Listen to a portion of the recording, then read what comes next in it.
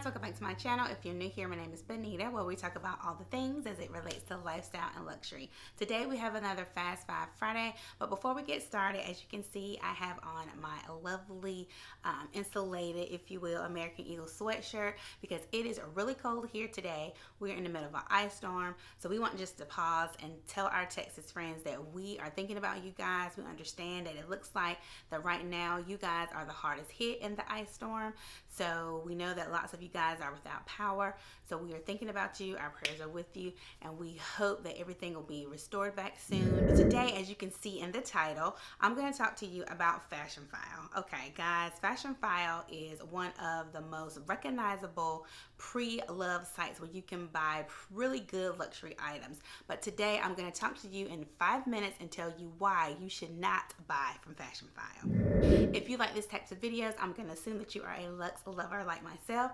So please consider subscribing if you haven't already. Just click the button down below, subscribe, and like this video. But without further ado, we're going to get started. Fashionphile is a really great place to shop for pre-loved items. You can find pretty much almost brand new items that are considered pre-loved. I have one of my most recent purchases here from Fashionphile, MANSUR TOTE. So don't be fooled. I'm not saying that Fashionphile is a horrible place to shop. It is one of the best places to shop pre-loved. However, I think you can do a little better. Fashionphile has now become pretty much a marketplace, kind of like Amazon for purses, if you will. They have a lot of variety. They have a lot of Chanel bags, Louis Vuitton, Fendi bags. If you're looking for discontinued items, you probably can find it on Fashionphile. But what's going to get you is the price. I recently did a video on my TURENNE PM review, a 2-year review, and that bag is no longer available on the Louis Vuitton website. So I happened to go on Fashionphile and I found the TURENNE up there for about, the highest was about $1,600, and that bag originally went for right at $1,000. It was like maybe $1,100, so that is between a $500 and $600 increase that Fashionphile is selling the bag for. I've shopped on Fashionphile over the last 2 to 3 years. Fashionphile has been out for a while, but I've only shopped on them for the past 2 to 3 years, and I've seen drastic increases, especially in Chanel. I would not buy a Chanel bag from Fashionphile. They are going close to retail. Now, I know it's, supply and demand. It's the way of the world. We would expect things to increase. Like I said before, if the private boutiques of luxury are increasing, the pre-loved market will increase as well. And we know that Fashionphile has to make money. We get that. But I think that what they are trying to do now is incorporate like a service fee. And they don't say this, they don't, advertise this, but if you look at Fashionphile's prices, some of those prices is close to a private shopper price. And if I'm gonna pay those prices, I probably would go more of the route of a private shopper because I can get more one-on-one service.